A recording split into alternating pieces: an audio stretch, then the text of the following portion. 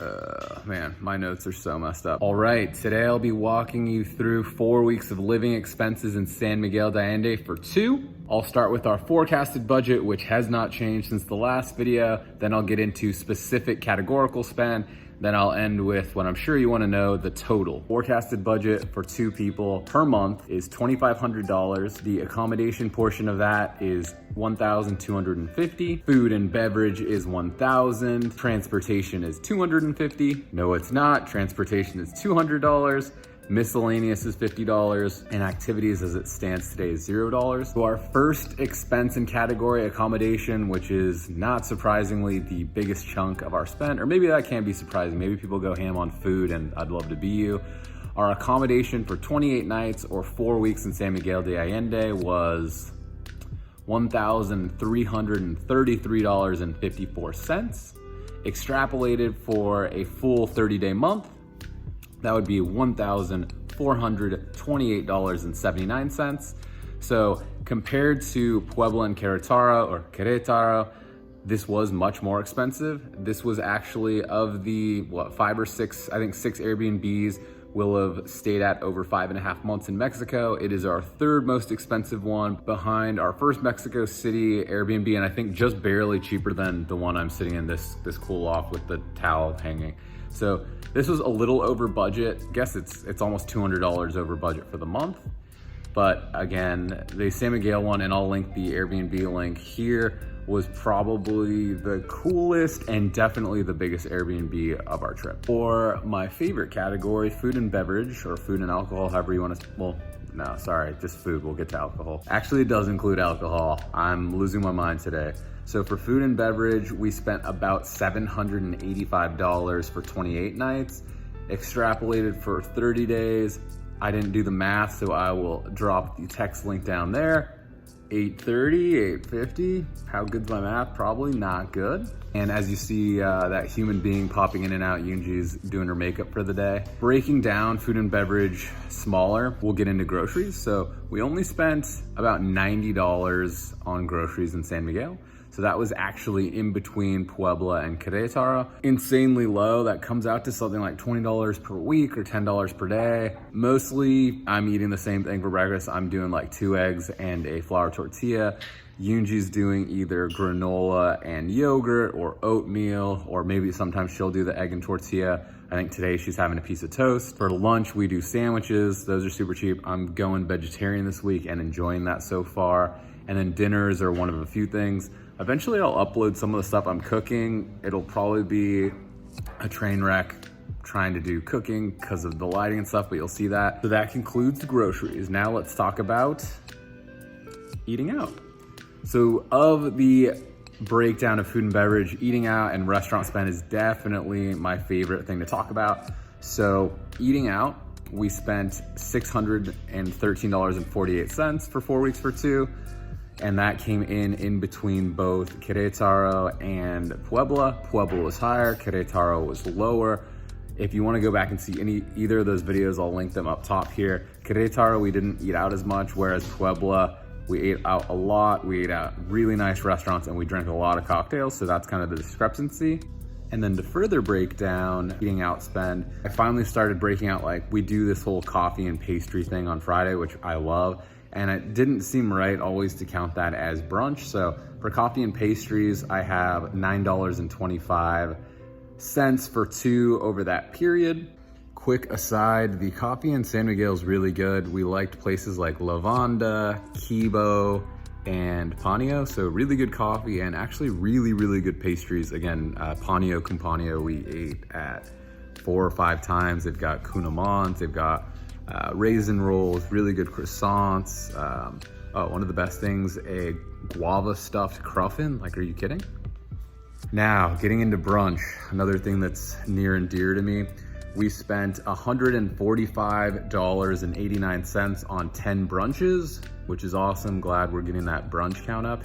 And honestly, 1 or 2 or 3 of those might actually have been us going out for like coffee and pastries before I started accounting for it. You didn't need to know that. Our cheapest brunch was $8.40, and our most expensive brunch was $25.92. That one was at Biani, which is this really cool rooftop restaurant bar that's near the center with really good views. We ended up also going there for like cocktails and happy hour, so highly recommend that. You'll see that in a video for sure. We've also been debating, Yoonji and I, as we've had more like guests and visitors stay with us, what brunch means. To me, I guess breakfast is when I do my like egg and tortilla or like eggs and toast, something boring. Brunch is like more, you go out, you get coffee, you get like a proper meal. Yoonji thinks it's past a certain time. I kind of think I kind of actually don't know what I think. And we probably actually go out for breakfast. What does brunch mean to you? Let me know in the comments. Does it mean a mimosa? Does it mean you're going like past 11? Let me know, settle the argument. Let me know in the comments. Continuing with the food breakdown, on lunch, we spent $152.16 on, wait for it, 6 or 7 lunches. I have zero clue. I like accounted for this a long time ago. I don't know how many lunches we went to. I do know that our cheapest lunch was $5.50 at a place called Los Burritos. This place is awesome. They basically do like a bunch of like guesos or guesados to like fill your tacos or burritos, and they just churn out flour tortillas. After we went here, I ended up starting to buy my flour tortillas from here because they're like incredibly good. So that was the cheap one at $5.50. Most expensive lunch was $38.63 at Hecho in Mexico. This is when Chloe visited. You will see that video. It was the day it rained like crazy. They have a massive menu. I got the coconut shrimp with like French fries, like so much fried stuff. And they have, I think if I remember correctly, like really affordable margaritas. So I think the tab ran up here because we had like a lot to drink. And then dinner came in at $306.18, again for 2, and that was for 13 dinners. Consistently like the other places, dinner was our highest spend and we ate more dinners than not. The reason is like we're working and stuff during the day, so dinners are just easier. So we go out for dinners like Thursday, Friday, Saturday. Sometimes we sneak in other ones, so that's why there's so many more of those. And then our cheapest dinner was $3.25. There was a taqueria right outside of our Airbnb called Diana's. It was so good. I think they do mostly, I think it was al pastor, chorizo, bistec maybe, but it's literally, you exit the Airbnb, you turn left, you walk like, I don't count paces, but it's very close. It's like a minute, you can see it from our front door. It was delicious. We ate there 2 or 3 times. Cheapest dinner at $3.25. I think we ate there the same time we ate at Hecho, the last place I was talking about with the cheap drinks. So you will see that video soon. And then lastly, dinner at Marsala was the most expensive at $67.89. I love that number, 6789. I'm weird. That was like kind of our fanciest meal. It was like, it's one of the top 4 or 5 restaurants in San Miguel in terms of like fine dining, or like Mexico has this like this guide to their top restaurants, and it was on there both in 2019 and 2020. Like Mediterranean spot, the owner was in there talking to everyone. Best drinks of the trip, some of the best dishes. You'll see my like top 10 video coming out eventually. And I just remembered, I think before this video, I'll link to the description, you'll actually see Los Burritos and Marsala, unless I'm mixing it up in my most recent video. So I'll link that at the top. But again, dinner, awesome, boom. And then rounding out the kind of food and beverage situation, we spent $82.11 on bars. So just when we go out to bars, usually food isn't involved in those. Those are just like go out for a beer or 2, go out for a cocktail. Interestingly, I think $82.11 is like some sort of like Wi-Fi frequency thing, or I don't know. It reminds me of something about Wi-Fi. You probably didn't care. Also worth mentioning, our bar spend was also in between Puebla and Querétaro. Again, Puebla on the high end, Querétaro on the low end. You're probably seeing a pattern here. San Miguel spend across the board almost was just always in between both, besides accommodation. And then I did mention the confusion around food and beverage, alcohol, etc. Alcohol is a component of the food and beverage. It's something I track. So we spent $302.75 on alcohol. So that could be buying beer or tequila at a grocery store. It could be a cocktail or a glass of wine with a meal. It could also be just going to a bar. So anytime we spent money on booze, the only exception is a lot of the time if I buy like a 3-pack of Modelo at an OXXO, I'll count that in a miscellaneous. Yes, you can buy a 3-pack. Technically, you rip one off of a 4-pack, but I digress. What I will mention is our alcohol spend was higher than Querétaro, but almost like bang on with both Puebla and Mexico City. And I think even looking at the next Mexico City, I forget, but like for whatever reason, we consistently spend about $300 on alcohol per month.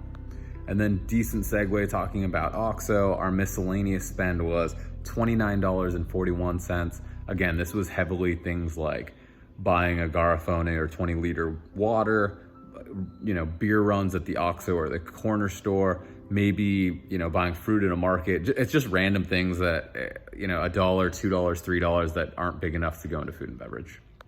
And then rounding things out with transportation, this was our lowest month or place for any transportation across our whole trip at $13.38. Really simple reason why. No flights, so that saves a ton of money. No long distance bus. We took an hour bus from Querétaro, so I think that was the whole spend, $13.38 for those 2 tickets. No Ubers here because very walkable, nice city, but also anytime I wanted to call a car, it was like 11 minutes or longer. So that's also why we ended up walking to and from the bus station. So again, this is a very atypical month, extremely low, almost free transportation spend. Also mentioning no day trips. So when we were in Querétaro, we went to Bernal. When we were in Mexico City, we'll go places like Teotihuacan and Xochimilco, the canals. I suck at those words, sorry guys. And then activities, forecasted 0. We were back to 0, like I like it, sorry UNG. A lot of just eating, drinking, and again, no day trips. So no explicit activity spend, just, restaurants, bars, lunches, dinners, brunch, drinks, etc. And then what you've all been waiting for, but you could have skipped here because I do the video chapters for y'all because I love y'all. Our total actual spend, again, for 4 weeks for 2 in San Miguel de Allende was $2,161.25. If we extrapolate that for a full 30-day month, that would be $2,315.63. And when I say extrapolated for 30 days, all I'm doing is I'm dividing my 28-night or 4-week spend by 28, and then I'm multiplying it by 30. I think that ends up being like multiplying by something like 1.07. And then that comes out to $1,080.63 per person. Again, that's for 28 nights or 4 weeks, not the full month, or $38.59 per person per day. So my other favorite part of the video, even though it becomes a little, not redundant, but I guess similar advice. So where and how could we save more? And as usual, accommodation is the big one. So either looking for cheaper spots on Airbnb or in a perfect world, not using Airbnb, whether you find something in like a Facebook expat group, or if you do a longer 3, 6, or 12-month lease, you're gonna save a ton of money. I met a guy in Bernal on Bernal, I suck at that one too. He was waiting for the bus with us. He told me he was staying in San Miguel for $500 a month. I forget how he found it, but he was like, yeah, like including utilities and internet, lightning fast internet, but $500 a month. So he's spending like 40% or less of what we're spending. So that's the #1 place to save. Again, and something I don't want to do, but eating out either less frequently or at less, nicer high-end restaurants. We do have a big buffer. We could eat like more tacos or more just like typical normal restaurants. We don't need to be going to like the best restaurants or going out as frequently, but it is something we enjoy. And then another thing I don't really want to give up, but just either reducing alcohol spend or just cutting it out entirely. That's another $300 we have if we ever like need to save or budget. So whether we either drink out at restaurants or cocktail bars less, or drink beer out instead of cocktails, or drink just at home, or just cut it all out, that would be a quick, probably not easy way to save $300 a month, but those are the top ones. Usually I like to talk about, walking more, Ubering less. We didn't use any Ubers, we walked everywhere. So our transportation was like to the bone. There wasn't anywhere else we could save. If we start doing more activities, that's somewhere we could save, but it really, in my opinion, comes down to accommodation. Getting a long lease would save a ton of money. And then if we do want to eat out less or nice, less nice places, but again, don't want to do that. And then something you might have noticed as we move next year into traveling more, Slow travel does save money because you need less accommodation. We are getting the 1 month kind of savings on our Airbnb. So yeah, there you have it. That is our 4-week spend in San Miguel and our monthly spend for 2 extrapolated. Thanks so much for hanging out. If there's anything I'm missing that I'm not talking about, if there's anything you'd like me to delve deeper into, if you want to see screenshots, I'll throw some on here right before the exit, just so you see.